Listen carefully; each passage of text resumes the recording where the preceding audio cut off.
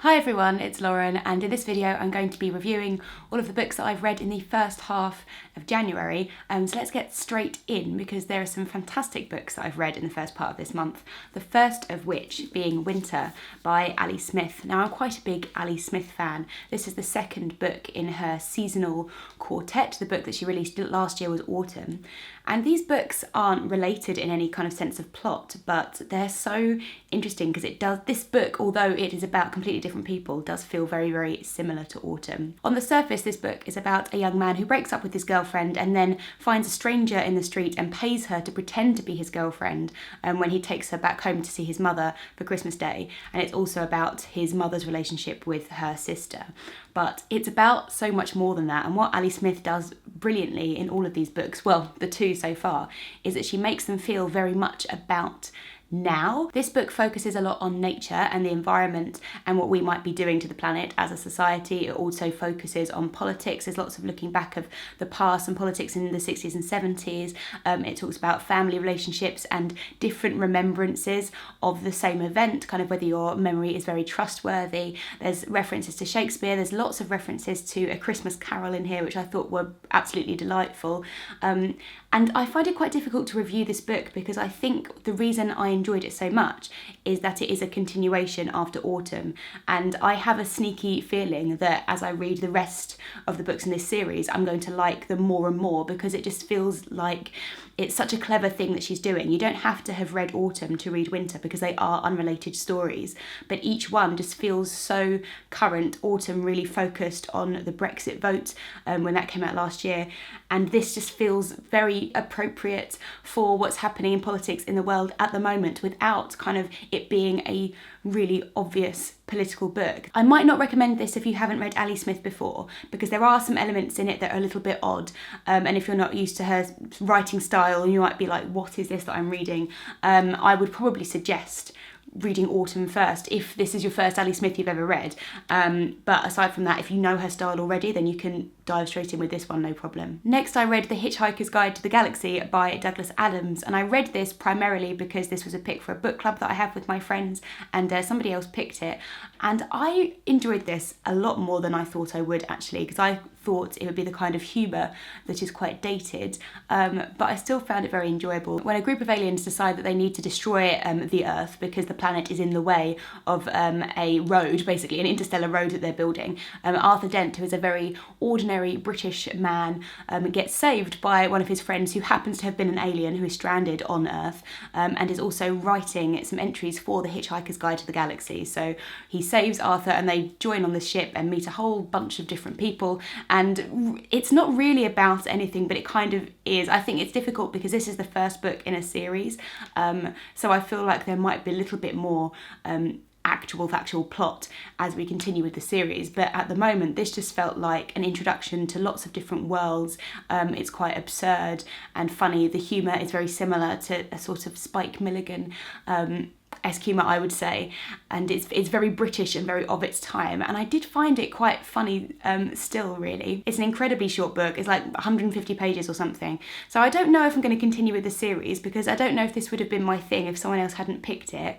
But I'm pleased that I've read it because I feel like I understand so much more about kind of culture in a way. It's one of those quite famous books and I think it's influenced a lot of other things, and now that I've read it I kind of see where those influences have come from. I then branched out a little bit and read a poetry collection which was Inside the Wave by Helen Dunmore, and the reason I read this is because this won the Costa Award for Poetry, and it's up for Book of the Year, which is going to be announced at the end of January. A lot of these poems focus on very intense snapshots of life and of kind of memories when Helen Dunmore was growing up, and then also thoughts that she's having because she knew that she was terminally ill while she was writing some of these poems, and they're very ponderous on life and death. And the poems which seemed to have been written while she was ill, I really, really liked, and I felt there was a lot of kind of gravity and emotion in those poems, and I found those quite affecting. But overall as a collection, I think perhaps 2/3 of the collection I didn't really like, and some of the poems I felt were a little bit, I don't know, I don't read poetry that much, so I find it quite difficult to really, like a poetry collection has to be really my thing, I think, for me to be grabbed by it, and some of the poems I felt were just like a little bit trying too hard, and I don't know if that's a fair response as someone who doesn't read poetry very much, but I felt like it was trying too hard to kind of be something and be a certain poem. And then every so often there would be one which just seemed to be true to me and just seemed to have so much emotion behind it. And suddenly I'd be like, oh, I love this poem. This is brilliant.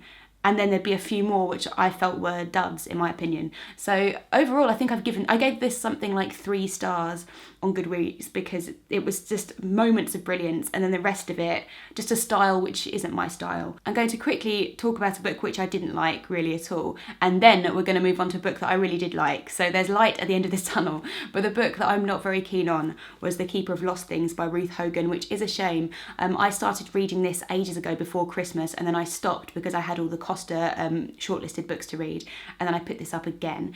This is about a man called Anthony who lost something of his wife's years ago, and because of that he started collecting things that he sees in the street, odd lost things, and he's kept them for years, hoping to one day reunite them with their owner. And then when he dies, he leaves his house and all of these lost things to his housekeeper Laura, and says to her, you need to find the people, do as much as you can to find the people who these things belong to. So from that premise I was really interested. I thought that's really cute. It's quite easy to read. It's fine, like you're just kind of going through the story, and Anthony is a writer and he's written all these short stories about who he imagines has lost this glove or this puzzle piece, and reading all of those I found quite interesting. The problem is then halfway through the book it starts becoming a little bit weird and a little bit, I don't know if this book thinks it's magical realism, but it starts off extremely normal, and then we go down this path where ghosts are real and people are psychic, and at the end I'm just kind of like, I don't know what is going on here, like kind of what style is this book in. But a book that I did very much enjoy, which is out in, when is it out? I feel like February, which is The Mermaid and Mrs. Hancock by Imogen Holmes Gower. This is a really interesting book, and it is set in the late 18th century. It's about a man called Jonah Hancock who owned ships. Then one of his ships comes back, and the captain of the ship says, oh, actually I sold your ship, sorry, and what I did instead was buy this mermaid. And it's kind of like a shriveled dead thing which looks like it could have been a mermaid, which he's got in Japan. So Jonah Hancock decides to exhibit this mermaid to try and make some money back for the ship that he's lost. It's also about a courtesan called Angelica Neal, and it's about their relationship with each other, but it goes a little bit wider than that. And what I really enjoyed about this book is that it's very atmospheric, and you really get a sense of London in that time. There's lots of minor characters which get a whole kind of life and story of their own, and you really get a sense of the vastness of society, and that everybody really has their own motives, which I thought was very well done. The writing is really beautiful, and what this book is kind of really looking at is how we deal with grief and how we move past grief and pain that we've been through, and whether we can find redemption and move on into a new and better life, and whether we can still build relationships with people. It's a very long book, and I absolutely whizzed through it. It's so readable. It really kind of drew me in, and I think this is very, very exciting, because I believe this is a debut novel. It's coming out on the 8th of February, and like for a debut this is just absolutely stunning. So I'd really recommend, if you're interested in historical fiction, if you liked The Crimson Petal and the White, or The Essex Serpent, for example, this is similar, but still with a bit of fantastical mystery, because there is this element of the mermaid. So I would really recommend picking up this book when it comes out, if it at all seems like something that would pique your interest. So that's it from me for the first half of January. I've been kind of straight out the blocks, straight out of my stall. I don't know what the phrase is. Anyway, I've been straight into 2018 kind of reading as many books as possible. I did give myself a target on Goodreads to read 100 books by the end of the year. I gave myself that target last year, and I think I read like 80, so it just, it doesn't matter if you don't hit your target, because that is like 2 books a week. So maybe I won't get there, and I'm not going to sacrifice quality of reading just for the sake of getting a high number of books read. But I do quite like having that target in my mind, because it means that I really set aside time for reading. And so far, 2 weeks into January, I've done really well. So let's see if I can keep this momentum going. I would love to hear from you if you've read any of these books, if you have any opinions on them. What have you been reading in the new year? What are you excited to read soon? And I will see you in my next video. Bye!